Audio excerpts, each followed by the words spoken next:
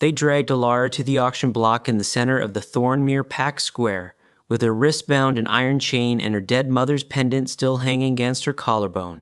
300 wolves watched. Her uncle, Alpha Garrett Voss, stood on the timber platform above her, one hand raised for silence, the other gripping a leather ledger where he had already recorded the sale. But then the eastern ridge cracked open with a howl that turned the air to glass.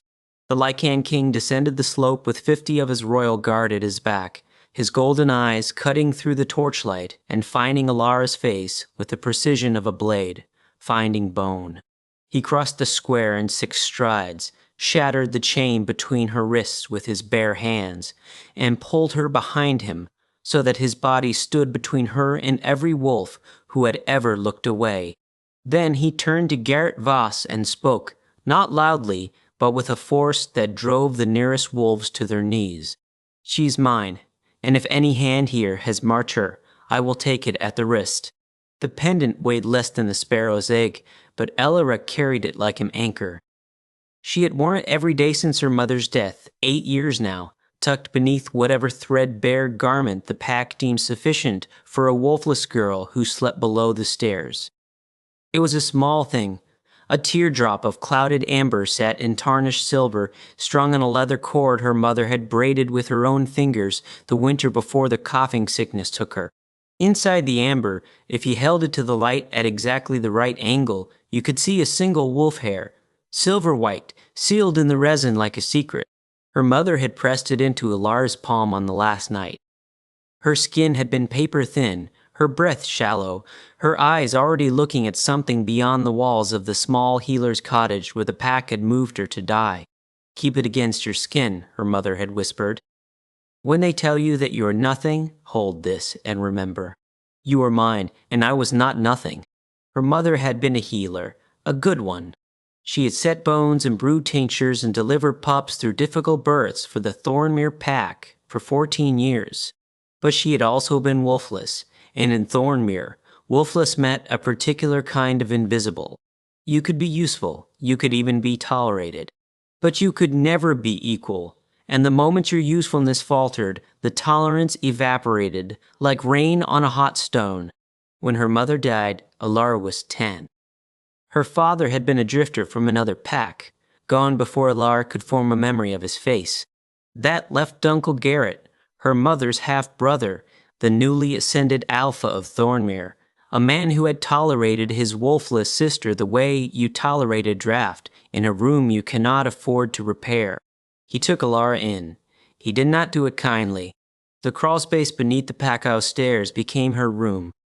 It was 4 feet high at its tallest point, sloped to 2 feet at the back, with a straw pallet, a tin cup, a stub of candle that she was expected to make last a full week, and a nail in the wall where she hung her mother's pendant at night so the cord would not fray while she slept. She could hear everything from the crawl space. The rumble of packed dinners above her, the scrape of chairs, the clink of glasses raised in toast she would never share. Heavy tread of Garrett's boots crossing the hall, each footfall a small earthquake in her ceiling. And voices, always voices. She heard them discuss her the way you discuss a fence post that needs replacing. The wolfless girl, Garrett's burden, hasn't shifted, won't shift. 16 and hollow as a drum. The collar came on her 16th birthday. In Thornmere, every wolf was tested at 16. You stood in the center of the pack circle under the half moon, and you reached inward for the beast that should have been curled inside your chest like a sleeping ember. The pack watched. The Alpha watched. And when the shift came, when fur rippled across your skin and your bones cracked and reformed and a wolf emerged where a human had been, the pack howled in welcome. Alara stood in the circle. She reached. She reached until her muscles trembled and sweat ran down her spine and her vision blurred. She reached for something she could feel at the very edge of her awareness, a warmth, a flicker, a pulse like a heartbeat heard through water. But it would not come. It stayed just beyond her grasp, a door that recognized her hand but would not open. The silence when she failed was worse than any blow. Garrett himself placed the iron collar around her neck. A thin circlet of dull gray metal, no lock, no clasp, just a seamless ring that the pack's blacksmith had welded shut while it sat against her throat. The heat of the welding had left a scar on her collarbone. She could feel it now, a small ridge of raised skin, a permanent signature of the day she was officially declared less than. The collar did not shock, it did not burn. It simply told every wolf within scenting distance that the wearer was wolfless. Hollow, ranked below the lowest omega, below the servants, below the old wolves who could no longer shift, below everything that had a place in the order of the pack. After the collar, Alara's duties changed. She had been helping in the kitchens, learning the basics of her mother's healing craft from old Helda, the pack's remaining healer who had arthritis in both hands and could no longer grind her own tinctures. But collared wolves did not heal. Collared wolves scrubbed. They hauled. They served. They kept their eyes down and their mouths closed, and they ate whatever was left after everyone else had finished, which was often nothing at all.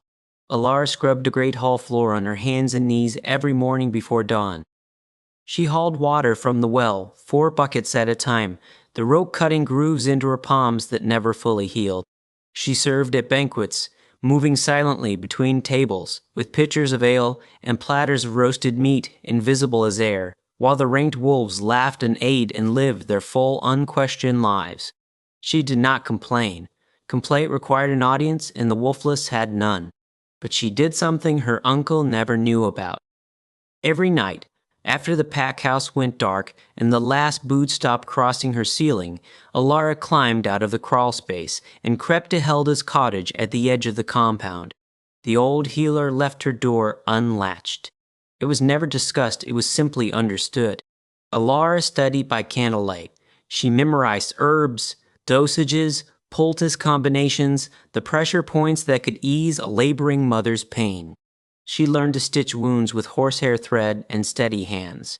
She learned to read the old texts, brittle pages and faded ink that describe ailments no modern healer had seen. Helda watched her with sharp, rheumy eyes and said little. But once, near the end, when the arthritis had climbed into her spine and she could no longer stand, the old woman had gripped Alara's hand with surprising strength and said, "Your mother's gift is in you, deeper than any wolf." Helda died that winter. No one replaced her, and Alara, the wolfless scullery girl with the iron collar, became the only person in Thornmere who knew which herbs stopped bleeding and which ones started it. They came to her at night, always through the back corridors where no one would see a ranked wolf lowering themselves to ask a hollow girl for help. She treated them all, the beta's daughter with the infected claw wound, the omega with the difficult pregnancy, the young warrior whose shoulder had healed wrong after a border skirmish and needed to be rebroken and reset. She asked for nothing in return. They offered nothing. That was the economy of the collar. Your labor was not a transaction. It was an expectation, like gravity, like weather. Alara was 22 when her uncle sold her. She learned about it the way she learned about most things. Through the floor. Garrett's study was directly above her crawl space, and when he raised his voice, which was often, the words came through the boards with brutal clarity. The Blackmere Pack. She heard the name and her blood went cold. Every wolf in the Northern Territories knew Blackmere. Alpha Dorian Fell ran it like a mining operation, extracting value from everyone beneath him with mechanical efficiency. His pack controlled the iron deposits in the eastern mountains, and his wealth bought him alliances that his character never could. He was known for 3 things: cruelty, greed, and a particular appetite for wolfless servants who, having no wolf to defend them, could be worked without limit and discarded without consequence. 200 gold pieces. Garrett said to his beta, a thick-necked man named Callum who had once stepped on Alara's hand in the hallway and kept walking. That is what he is offering. For the girl. Callum's response was muffled. Alara pressed her ear to the boards. She is my sister's whelp, Garrett continued, and the dismissal in his voice was so casual it landed like a fist. She has no wolf, no value, no prospects. Dorian wants a healer for his lower ranks, and she is the closest thing we have since Helda died. 200 gold pieces is more than she will ever be worth to Thornmere. A pause. Then Callum, clearer now. And if she refuses, Garrett laughed. It was a short sound, dry as dead leaves. She is collared. She does not refuse. She is packed property. The registry is clear on that. Alara's fingers found the pendant beneath her shirt. The amber was warm against her skin. The wolf hair inside it caught the faint light from her candle stub and seemed to glow, just for a moment, silver white. She did not cry. She had learned the geography of tears, where they started, how they traveled, where they ended, and she knew that these particular tears would not help her. They would only confirm what Garrett already believed. That she was soft, that she was breakable, that she was less than. Instead, she began to plan. The transfer was scheduled for the Blood Moon Gathering, a seasonal assembly where the packs of the Northern Territories came together for trade, treaty, and the kind of political maneuvering that happened in hallways and behind closed doors. It was held at the Thormere Great Clearing, 3 miles from the pack house, a natural amphitheater ringed by ancient oaks where 300 wolves from a dozen packs would gather under torchlight. Garrett wanted witnesses. Of course he did. A public sale, dressed up as a formal pack transfer, would cement his alliance with Blackmere and demonstrate his authority over Thormere's lowest members. It would also serve as a warning to every wolfless individual in the Northern Territories. You belonged here, Alpha. Body, labor, and fate. Alara had 6 days. She spent them, as she always did, scrubbing, hauling, serving. But beneath the routine, her mind worked like a loom, threading together the few options available to a collared girl with no allies, no resources, and no wolf. She could run, but a wolfless girl alone in the Northern Territories would not last 3 days. The wilderness was unforgiving, and the packs that patrolled the borders were not kind to strays. She could beg. She dismissed this before the thought fully formed. Begging required someone willing to listen, and in 6 years of wearing the collar, Alara had learned that Thornmere's ears were as sealed as its hearts. She could fight. But fight what? Fight whom? She had no claws, no fangs, no supernatural strength. She had steady hands and a knowledge of herbs and a pendant that grew warm when she was afraid. In the end, she did the only thing she could. She stood up straight. She washed her face. She braided her dark hair with the same careful fingers that stitch wounds and ground tinctures. And on the night of the Blood Moon Gathering, when Callum came to escort her to the clearing, she walked out of the crawl space on her own 2 feet and did not look back. The clearing was full. Torches ringed the amphitheater in a wide circle, casting everything in shades of amber and shadow. The oaks stood like sentinels, their branches interlocking overhead to form a canopy that blocked the stars. The air smelled of pine smoke, roasted game, and the sharp musk of 300 wolves gathered in a space designed for half that number. Alara stood at the center of the platform. Her wrists were chained, not shackled, chained. Garrett had used the pack's ceremonial restraints, thick iron links that were normally reserved for wolves convicted of territorial crimes. On Alara's thin wrists, they looked grotesque, oversized, like manacles on a child. She could see Garrett to her left, broad-shouldered in his ceremonial leathers, his dark beard oiled, his expression arranged in the careful blankness of a man conducting business. Beside him stood Alpha Dorian Fell of Blackmere, shorter than Garrett, whiter, with a face that looked like it had been assembled from spare parts, small eyes set too close together, a jaw that jutted forward, and hands that never stopped moving, flexing, gripping, adjusting. He looked at Alara the way a man looks at livestock, assessing weight, estimating yield. The turns of transfer, Garrett announced, his voice carrying across the clearing with practiced authority, are as follows.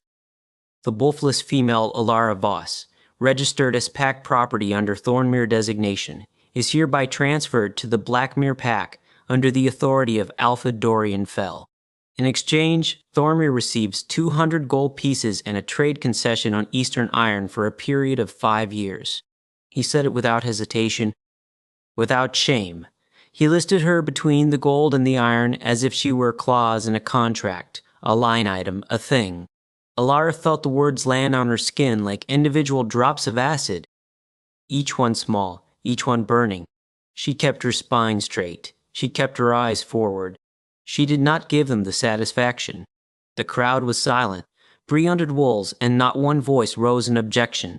Not one. Alara let her gaze travel across the faces. She recognized many of them.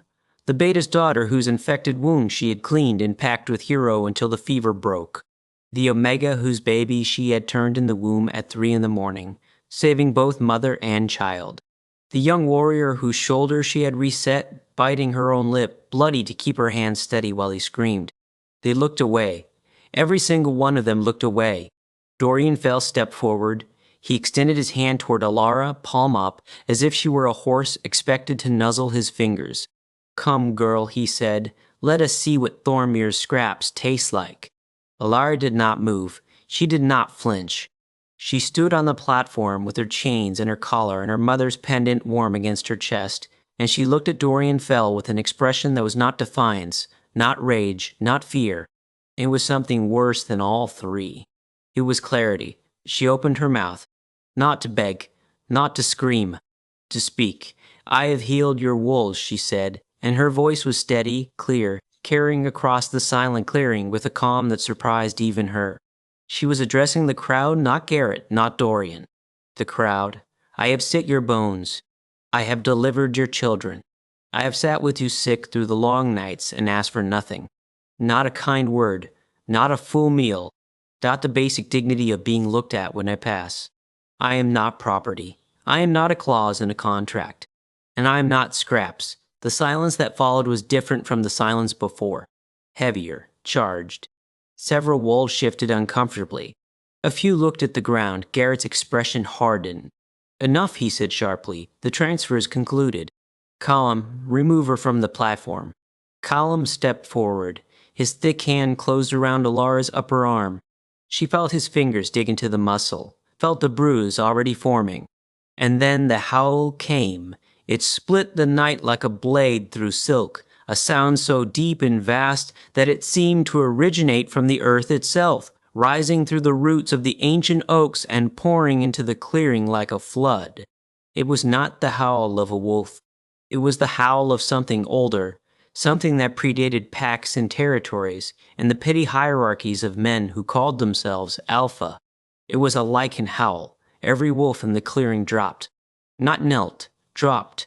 Legs folding, heads bowing, a reflexive submission hardwired into their biology by 10,000 years of bloodline memory. Even Garrett staggered. Even Dorian Fell, whose hands finally stopped moving, went still as stone. Callum released Alara's arm as if her skin had burned him. The torches guttered. The shadows at the edge of the clearing deepened, thickened, and then parted. And from the darkness between the ancient oaks, he emerged. 50 wolves flanked him, royal guard in black leather and silver, but Alara barely registered them. Her entire awareness collapsed to a single point. Him. He was taller than any wolf she had ever seen. Broad through the shoulders and chest, with a kind of physicality that spoke not of effort but of origin, as if he had been built by the same forces that built mountains. His hair was dark, cropped close, and his face held the severe beauty of a winter landscape, all angles and shadows and the promise of something dangerous beneath the surface. But his eyes were gold. Not amber, not brown, gold. Pure molten liquid gold, the color of the first Lycan bloodline, the color of kings. And they were locked on Alara with an intensity that made the air between them vibrate. She felt it then, the pull. Not like the stories describe it, not gentle, not warm, not a soft tug in the chest. It was a detonation, a silent explosion that started beneath her ribs and radiated outward until every cell in her body was ringing with a single overwhelming frequency. Mate. The word did not come from her mind. It came from somewhere deeper, somewhere she had never been able to reach, the locked door inside her chest that had refused to open on her 16th birthday. It was open now, not fully, not yet, but cracked just enough for that single word to escape like light through a fracture. King Theron Drowse crossed the clearing in 6 strides. Each footfall was silent on the packed earth, but the impact of his presence made the ground feel like it trembled. Wolves scrambled out of his path. The royal guard held their formation at the edge of the clearing. They were not needed. Every wolf present knew, with the bone-deep certainty of prey in the presence of an apex predator, that the Lycan King required no protection. He reached the platform. He did not climb the steps. He simply reached up, closed his hands around the chains binding Elara's wrists, and pulled. The iron links did not break. They disintegrated. They crumbled like dried clay, like rust that had been waiting centuries for permission to dissolve, and the pieces fell to the platform like dark rain. Alara's hands were free. She stared at them. She stared at him. Theron's gaze dropped to the collar at her throat. The gold in his eyes brightened, heated, and for just a moment, the mask of control slipped, and Alara saw what was behind it. Rage. Not the hot, sloppy rage of men like Garrett who shouted and struck and called it authority. This was cold. This was geological. The kind of anger that did not erupt but simply existed, patient and immense, like pressure building along a fault line. "Who?" Theron said. His voice was low, quiet. The kind of quiet that made 300 wolves stop breathing. "Put a collar on my mate." Garrett opened his mouth, closed it, opened it again. His face had gone white. "Your Majesty," he managed. "She is wolfless. She is pack property. The registry clearly states." Theron turned to look at him. Just looked, and Garrett's words died in his throat like candles pinched between wet fingers. "She is mine," Theron said, "and if any hand here has marked her, I will take it at the wrist." He turned back to Alara. His expression changed. The rage did not disappear, but it moved aside, made room for something else. Something careful, something almost gentle. His hand rose toward the collar, then paused an inch from the iron. "May I?" he asked, and his voice was so quiet that only she could hear it. Alara's throat ached, her eyes burned. The pendant against her chest pulsed with heat, the wolf hair inside the amber glowing silver white, and somewhere deep in the locked chamber of her chest, the door cracked open another inch. She nodded. Theron's fingers closed around the collar. The iron split with a clean, sharp crack that echoed across the clearing like a gunshot. The two halves fell to the platform and lay there, ordinary, powerless, just dead metal that had once held the weight of a girl's entire worth. Air touched Alara's throat. Cool night air, pine-scented, alive. She gasped. Her hand flew to her neck, fingers tracing the raw groove the collar had worn into her skin, and a sound escaped her that was not quite a sob, not quite a laugh, but something in between. Something that had been trapped behind that iron for 6 years and was only now finding its way into the world. Theron held the broken pieces. He looked at them, then he looked at Garrett Voss with an expression that could have curdled stone. "You sold her," he said. "Not a question. A pronouncement. Your own blood. Your sister's daughter, the only healer your pack had left. You put iron on her throat and sold her to a man who would have worked her to death in his mines." He dropped the collar pieces. They clattered against the platform like a sentence being handed down. "This pack is under royal review, effective immediately. Your title, your lands, your authority. All of it. Under review." Garrett's knees buckled. He caught himself on the platform railing, but the motion was graceless, desperate, the flailing of a man who had just felt the ground open beneath him. "You cannot," Garrett started. Theron did not even look at him. He was already removing his black coat, the one that moved like smoke, and settling it around Alara's shoulder.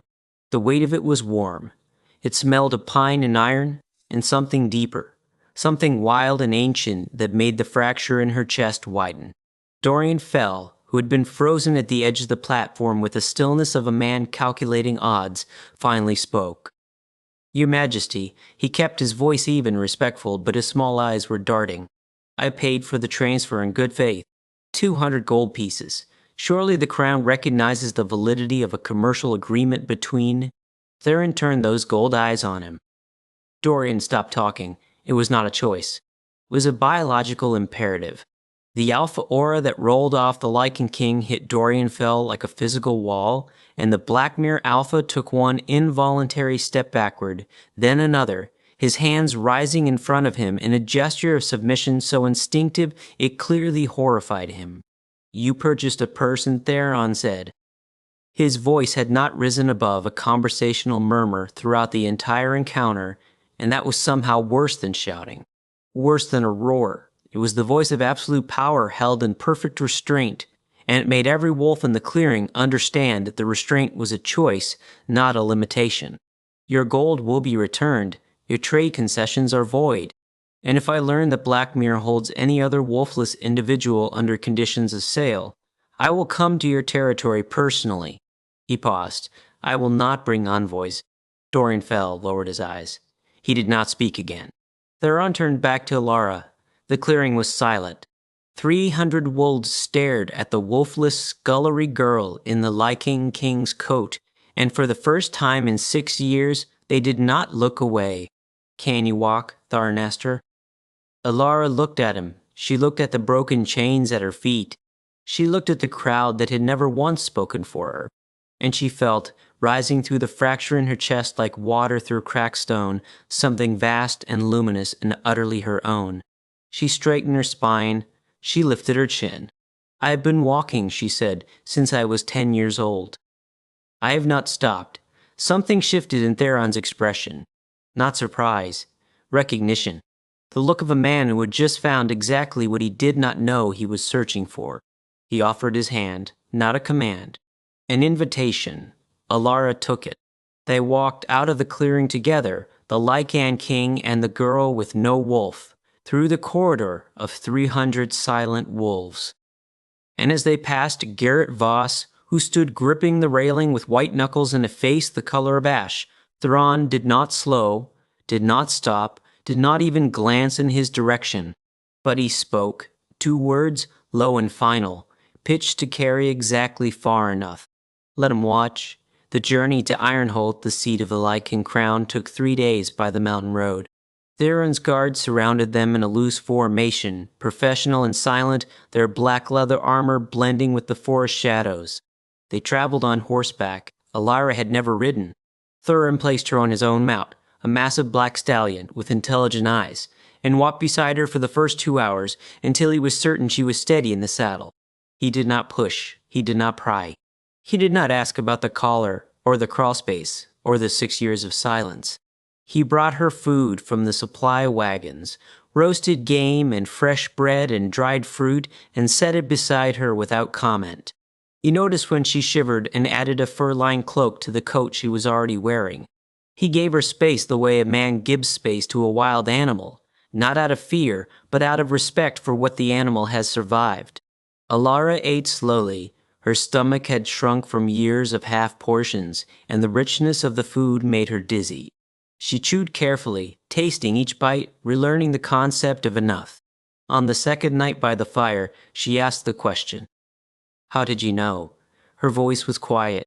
The flames painted shadows across her face. How did you know I was there? At the clearing. Theron sat across from her, his gold eyes reflecting the firelight. He was still for a long moment. Then he said, I felt you. 3 days ago. I was in my war room at Ironholt, reviewing border reports, and I felt something break open inside my chest, like a door I did not know existed. He paused. I followed it. The pole. It led me south, through the mountains, through territories I had no reason to visit. It led me to you. Alara's fingers found the pendant beneath her shirt. The amber was warm. You did not know me, she said. She said it carefully, not as an accusation, but as a fact, a boundary being quietly established. No, Theron agreed. I do not. And you do not know me. He looked at the fire. They tell stories about me, in the packs, that I am more beast than man, that I have killed without mercy, that I rule through fear. He met her eyes. Some of those stories are true. I have killed. I have used fear as a tool. I have done things that were necessary, and things that were merely efficient, and I am not always certain I know the difference. He paused again, and the honesty in his voice was disarming, raw as an open wound. But I have never lied to a mate, and I will not start with you. This bond is real. What we do with it is your choice. Not mine, yours. Alara stared at him. 6 years of iron and silence and invisibility, and here is a man who ruled a kingdom telling her she had a choice. The absurdity of it, the impossible gentleness of it, cracked something inside her that the collar had not reached. She did not cry, but she came close. Ironholt was nothing like Thornmere. Where Thornmere was timber and thatch and the constant smell of damp wool, Ironholt was stone and glass and light. The castle sat on a granite promontory overlooking a valley so green it hurt the eyes, with towers that caught the morning sun and threw it back in sheets of gold. The corridors were wide, the ceilings were high. The air smelled of beeswax and lavender and the clean mineral scent of mountain stone. Alara was given chambers, not a crawl space, not a cellar. Chambers with a bed wide enough for three, linen so soft they felt like water, a window that overlooked the valley, and a fireplace where a fire already burned, steady and warm, as if it had been waiting for her. She stood in the center of the room and turned in a slow circle. She touched the bedpost. She touched the curtains. She touched the stone windowsill where the morning light pooled like honey. Then she sat on the floor, not because there was nowhere else to sit, because the floor was solid. The floor was real. And she needed something real beneath her while she absorbed the idea that the world could change this completely, this quickly, and still keep turning. The weeks that followed were a recalibration. Alara did not soften overnight. You do not spend 6 years in an iron collar and then unfurl like a flower at the first touch of sun. She flinched at loud voices. She woke before dawn out of habit and reached for a scrub brush that was not there. She ate standing up until a kitchen maid, a kind-eyed woman named Bryn, gently guided her to a chair and said, "Sit. The food does not taste different, but you will." The mate bond grew, not in the dramatic, all-consuming way the old stories described, but slowly, steadily, like a vine finding its way along a wall.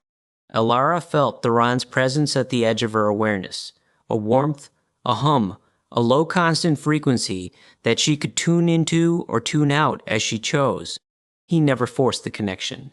He never pressed for more than she offered. But there were moments when their eyes met across a crowded hall and the frequency sharpened into something acute and undeniable. Moments when his hand brushed hers and the contact sent a cascade of heat up her arm that settled in her chest like a coal. Moments when she caught his scent on the wind, pine, iron, wildness, and her breath came short, and her pulse climbed and the fracture inside her widened another inch. She began to study again. Ironholt had a library that made Helda's cottage look like a broom closet. Thousands of texts, healing manuals, herbology treatises, histories of Lycan bloodlines and dormant wolves, and the phenomenon that the old scholars called the sealed gate, a condition in which a wolf existed within its host but could not emerge due to trauma, suppression, or the simple cruelty of being told, day after day, year after year, that it was not there. Alara read until her eyes ached. She read about wolves that woke at 30, at 40, at 60. She read about the seal gate and how it could be opened, not by force, not by ceremony, by safety, by the slow, patient accumulation of moments in which the body and mind finally believed, at the cellular level, that it was safe to become what you really were. She pressed her hand to her chest and felt the door inside her. Still cracked, still not open, but warmer than before. The confrontation came on a frostbright morning 6 weeks after Alara's arrival at Ironholt. She did not seek it. It sought her. Garrett Voss arrived at the gates with a delegation of 12. He came under the pretense of the Royal Review, carrying documents, financial records, a prepared statement of compliance that his lawyers had spent weeks drafting. But Alara saw his face when he dismounted in the courtyard and knew the compliance was not why he had come. He had come because the Northern Territories were talking, because the story of the wolfless girl and the Lycan King had spread through the packs like wildfire, and because Garrett's authority, his reputation, his entire identity as Alpha of Thornmere, was crumbling under the weight of what he had done in that clearing. He had come to salvage what he could, or to destroy what he could not salvage. Alara was not sure which, and suspected Garrett was not either. Theron received him in the great hall. It was a deliberate choice of venue. Ironholt's great hall was enormous, vaulted, designed to make visitors feel the full weight of the Lycan crown. Garrett and his 12 wolves entered through doors 3 times their height and walked across a floor of polished black granite that reflected the torchlight like dark water. At the far end, Theron sat in the king's chair, not a throne exactly, but a seat of ancient ironwood carved with the symbols of the first bloodline. Alara stood at his right hand. She wore no crown, no ceremonial dress. She wore simple clothes, well made but unadorned, and her mother's pendant hanging openly against her collarbone. The amber caught the light. The wolf hair inside glowed. Garrett's eyes went to the pendant first, then to Alara's throat where the collar had been. The groove was still visible, a faint line of scar tissue, and Alara saw her uncle's gaze catch on it and hold. Alpha Voss, Theron said. His voice filled the hall without effort. You're here to answer for the sale of a pack member to an outside alpha without consent, due process, or basic regard for the individual's rights under Crown law. He did not consult notes. He did not need to. Do you dispute these facts? Garrett straightened. He was trying to project authority, but the hall dwarfed him, and the 12 wolves at his back looked less like a delegation and more like a nervous herd. Your Majesty, the transfer was conducted according to Thormir's internal pack code, which permits the Alpha to reassign wolfless members as Crown law supersedes pack code, Theron interrupted. His tone was not harsh, it was simply final. In matters of individual rights, Crown law has been supreme since the Treaty of Three Peaks.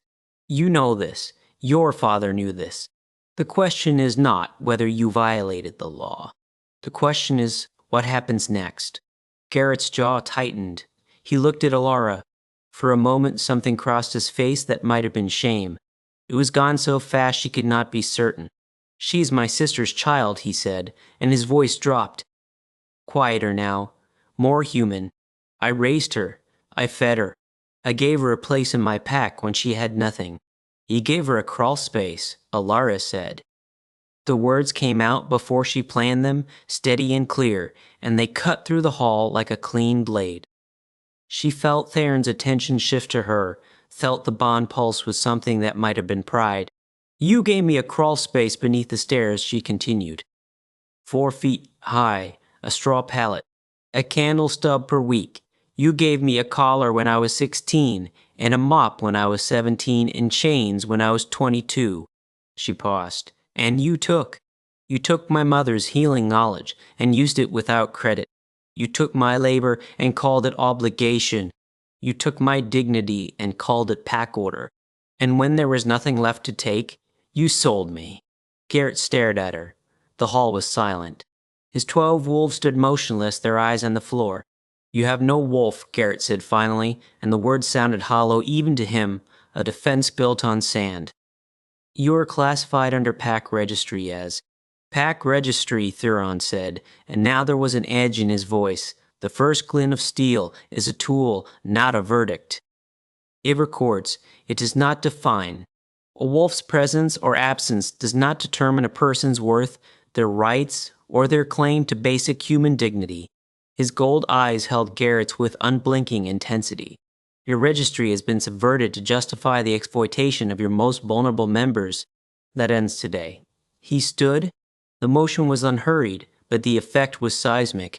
Theron's standing was a reminder of scale, of power, of the ancient bloodline that ran through him like a river of gold. Every wolf in the room felt the alpha aura intensify, a pressure that pushed against the chest, that made the knees want to bend. Garrett Voss, Theron said, by the authority of the Lycan crown, you are stripped of the title Alpha of Thornmere. Your pack will be placed under the stewardship of a crown-appointed regent until new leadership is established through proper succession. You retain your lands, your personal property, and your freedom. You do not retain the right to speak for, sell, collar, or govern any living wolf or wolfless individual. These terms are final and not subject to appeal. Garrett's legs gave way. He did not kneel so much as collapse, a slow folding like a building coming down. His 12 wolves knelt with him, a cascade of surrender that rippled through the delegation like dominoes. Alara watched her uncle on his knees in the great hall of Ironholt. She waited to feel triumph. She waited to feel vindication. What she felt instead was grief. Not for Garrett, For the girl who had pressed her ear to the floorboards and heard herself called property. For the years that girl had lost. For the mother who had died in a cottage at the edge of a pack that never valued her. She touched the pendant. The amber pulsed warm, and deep in her chest the door opened. It was not dramatic. There was no explosion, no burst of light, no transformation that shattered the hall's windows. It was quiet. It was private. It was the most natural thing she had ever felt. The wolf rose inside her like a tide coming in. Not rushing, not violent. Simply arriving, filling the spaces that had been empty, settling into the chambers of her heart and lungs and bones, with the unhurried patience of something that had waited 22 years and could afford to be gentle. Alara gasped, her knees buckled, and Theron was there, his arm around her waist, his eyes wide with something she had never seen on his face before. Wonder. Through the bond she felt his wolf respond to hers, a deep, resonant call and answer. Two frequencies locking into harmony. And she felt her wolf for the first time, really felt it not as an absence, not as a locked door, but as a presence. Vast, ancient, silver white, like the hair sealed in her mother's pendant. The wolves in the hall felt it too. Every one of them. A pulse of energy that rolled through the room like a wave, and more than one kneeling wolf lifted their head in shock. Because the power they felt was not the power of an ordinary wolf. It was something older, something rarer. Alara's eyes opened. They were gold. Not amber, not brown. Gold, the same molten luminous gold as the Lycan King's. And in the stunned silence of the great hall, with her uncle on his knees and 300 years of pack hierarchy crumbling around him, Alara straightened in Theron's arms and breathed. Deep, full, complete. Later, much later, the court scholars would trace her bloodline and discover what her mother had never told her. That her father, the drifter, the man who had left before she could remember his face, had been a Lycan. Not royalty, a wanderer from a scattered line. But the blood was there, dormant, sealed behind a gate that only safety could open. Her wolf had not been absent. It had been waiting. Waiting for the collar to break. Waiting for the door to crack. Waiting for the moment when Alara's body and soul finally believed, at the deepest level, that she was allowed to be whole. 4 months after the confrontation, the first snowdrops appeared in the castle gardens. Alara knelt beside them in the early morning light, her fingers in the cold earth, her breath making small clouds in the February air.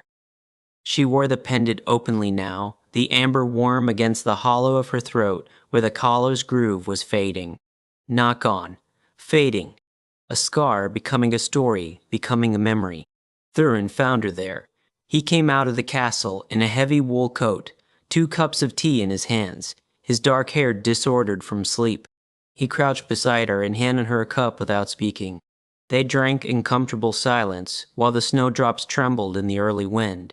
The hollow-collared decree had been signed 3 weeks prior. Across the northern territories, wolfless individuals were being reclassified, evaluated, treated with the dignity that should have been theirs from birth. 6 packs have resisted. 3 had been persuaded by envoys. 2 by the quiet, undeniable weight of crown authority. 1, the last holdout, a small pack in the western mountains, had finally relented when their own wolfless members walked to Arnholt's gates and refused to return. Alara met each one. She held their hands. She showed them the scar on her throat. She said, "You are not hollow. You were never hollow. They told you a door was a wall. It was always a door." Not all of them believed her. Not yet, but some did. And some was a beginning. Reports from Thormer came irregularly. The Crown Regent, a steady, fair-minded woman, named Councillor Hale, had stabilized the pack. Garrett lived in a cottage at the edge of the territory, stripped of title, but not of land, a man diminished but breathing. Alara thought of him sometimes. She did not forgive him. Forgiveness was not owed, and she would not perform it for the comfort of others. But she did not wish him harm. She wished him clarity. She hoped, in the quiet of his cottage, he heard the echo of what he had done and understood it. She hoped. She did not wait. This morning the snowdrops were pushing through the last crust of February frost, white and brave and impossibly delicate. Alara touched one with her fingertip. It swayed, held, and straightened. "You are up early," Theron said. "The snowdrops are blooming," she said. He looked at them. He looked at her. Through the bond, she felt what he felt. Not the vast geological contentment of a man at rest, but something more active, more present. Gratitude. The specific, aching gratitude of a man who had spent his life wielding power and had finally found someone who made him want to deserve it. He put his arm around her. She leaned into his warmth, his scent, the steady pulse of his heartbeat through the wool of his coat. The pendant rested between them, the wolf hair in the amber catching the first light of morning. Elora thought of the crawl space, the iron collar, the river stone her mother had given her, which she now kept on the windowsill of their chambers where it caught the sun. She thought of the girl who had stood in the rain while 200 wolves walked past without looking. That girl was not gone. She lived in Alara the way the wolf did. A part of the whole. A chapter in a story that was still being written. Alara would not erase her. She would carry her forward gently, the way you carry a candle through a long corridor in the dark. Carefully, so the flame survives. "Come on," she said. She stood and offered her hand. "There's work to do." They walked back into the castle together, the Lycan king and the girl who had been sold for 200 gold pieces, and the morning light fell across them both like a promise kept, warm and golden and unbreakably new. The color was gone. The wolf was awake. The door was open. And for the first time in 22 years, Alara believed the next chapter would be kind. Thank you for listening. If this story made your chest tighten, your breath catch, or your heart whisper yes, then you felt exactly what Alara felt when that iron collar cracked and the air touched her throat for the first time in 6 years. That feeling, that is the magic of these stories. And we have so many more waiting for you. Hit that like button if Theron's She's Mind made your blood run hot. Share this with someone who has ever been told they were less than, because they need to hear how the story ends. Subscribe so you never miss another tale of fated mates, broken collars, and wolves who refuse to stay silent. Drop a comment and tell us which moment gave you chills. Was it the collar breaking, the wolf awakening, or those 2 words in the clearing, "Let him watch"? We read every single one. Your pack is here. Welcome home.